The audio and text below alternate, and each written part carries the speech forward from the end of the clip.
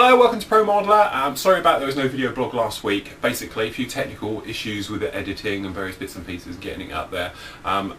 It didn't happen. I had loads of trouble sorting it all out. As you can see, obviously we're working fine now, but we did have a few problems like that. So what I've basically done is obviously take last week's and this week's and just do a new one, and away we go. So obviously there won't be one on Friday because actually I'm not here. I'm over in Ireland for a bit, and then I'll be back mid next week. So that's the thing with that.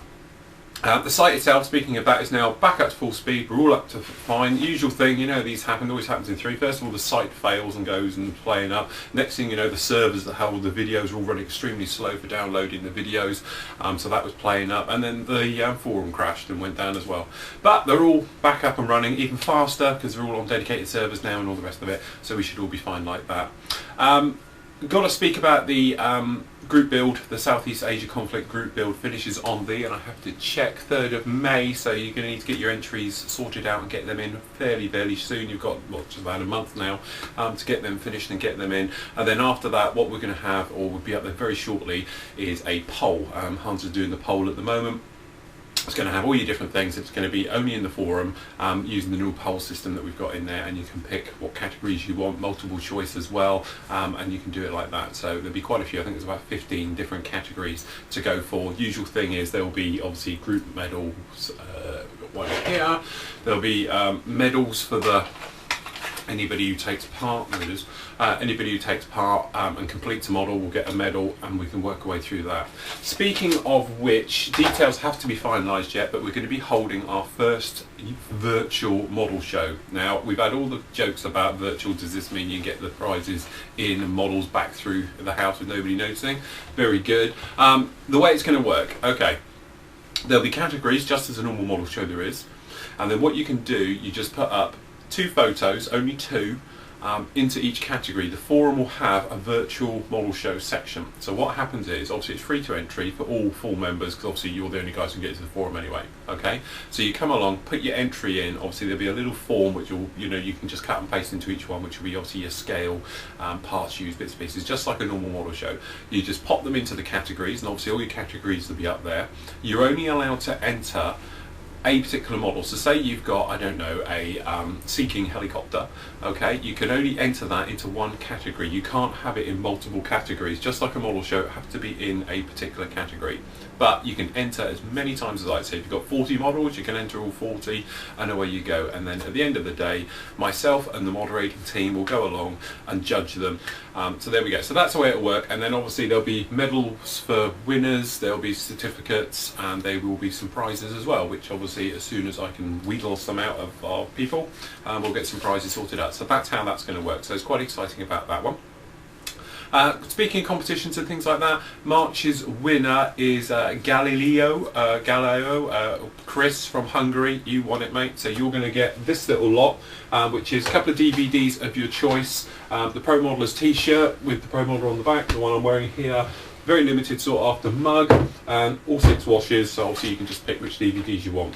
So you've won. So the competition will run again when I get back on Tuesday. I'll resort out the forum, and I'll put up for the new competition and everything else, which will be the same thing, exactly the same like that. Speaking of things like that, the DVD for the flanker is going to be available next week as well. It's 175 minutes long, and then you've got the usual extras on there for weathering washes and various bits and pieces like that on there. So that will be on. So that's that one sorted. You'll be noticing on the site as well that the FW190, the Focke-Wulf A5, is going along quite nicely, doing a little bit of scratch building for that. We're up to part 3, parts 4 and 5 possibly, depending on editing. They will be up probably Tuesday and Wednesday next week. Then after that, it's a slight bit of difference. Instead of us doing our builds, which we get in about 2 a month, I think, alright, perhaps not, but usually it should be about 2 a month, what we're going to do is going to move on them to what I'm calling super builds. Now, for super builds, obviously what we're going to be doing is taking your normal type of kit. So you'll take, for instance, the first one is, he says grabbing it quickly, it could be that, but it's going to be this one. So what we're going to do the Chinook, which obviously full members will know, I spent the day whizzing around with Chinooks and playing with Chinooks and things like that. Speaking of which, I've now put up all the photos, the walk around, which I think there's about 70, 80 high-res photos in the forum, external and internal, so you can do it like that. But basically what we're going to do, we're going to take a Chinook like this one, and then we're going to stuff it full of absolutely everything, including lots and lots of cabling. We're going to be doing the hydraulics using lead line, stuff like that. Evergreen sheets of plasticard, and what we got here, tubing and various bits and pieces. So you're going to be going completely to town.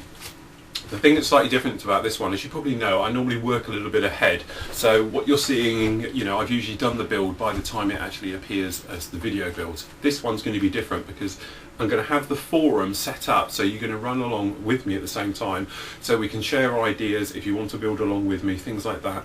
So consequently, what we're going to do, I'll do still shots of it as doing the video. So we do some stills as I'm building it along, then the video section will come up, and then we can do sort of Q&A and answering questions and various bits and pieces, so I can show you in the next video in case you've missed a bit or you want me to explain something a bit better in the next one. But there'll be loads and loads of scratch building. Have a look on the forum, internal Chinook and external. There's two different pages full of the actual pictures, and obviously what we're going to do, we're going to go around and do the hydraulics, the fueling areas, the APUs, things like that. We're going to take, you know, really much our time with it and build them until we come up with a fantastic looking model, and then on top of that we're going to put it onto a diorama and have a complete setup and all the rest of it.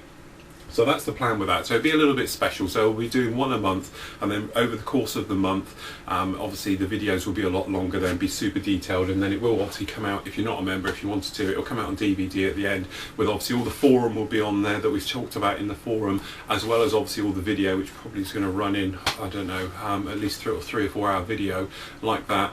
Plus I'll put all the photos onto a disc as well. So that's the new thing. Okay, that gives me just enough time to have a quick look through. So it's been a bit anticipated here in the UK, certainly, and probably much around Europe, is the new 132 scale EF2000 or Eurofighter, or Typhoon as it's probably known now, by Trumpeter.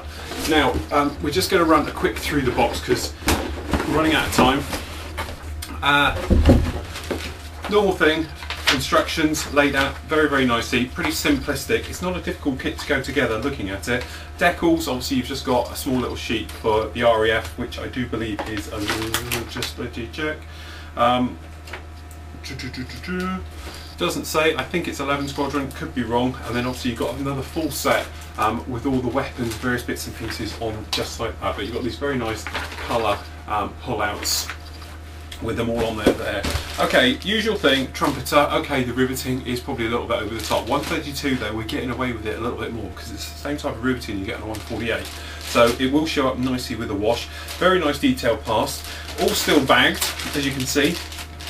Shadow Storm weapons, things like that as you go through, right the way through it, all lots and lots and lots. You've got raised detail for the cockpit areas, and then obviously there is decals that you could sand off and put them onto, or you could get them to cohere and to conform and go on over the top.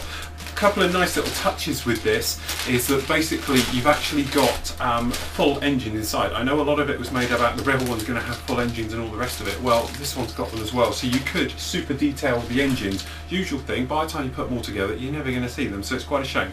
But you could do them as being an outward part. But here's the engines, as you can see here. And obviously we've got clear parts. Canopies can need a bit of work and polishing with them. They do have centre seams that I have to take care of, and to be honest, they're not exactly the deepest of shine. But as you say, lots of different parts for the engines. Probably not as detailed as perhaps the Tamiya F16, but not that far off it. Here's your main bits, obviously we're really worried about. And as we got there, as you can see here, we can have the bays down on here that can be opened up and actually used then, and obviously you could do it in some type of diorama setting. But you've got both the electronics bays on both sides of the aircraft can be shown open. Full radar as well is included, and all the rest of it. All the control surfaces can be obviously set at different locations and bits and pieces like that. Weapons fit everything out like that. It's usually, I think it's the F2 standard for this. I'm not too up on Typhoons and that, but it's F2. To change it over to the FGR4 isn't that much of a problem, but by looking at it, obviously first look through this, you can't actually see any actual area for the inboard large pylons.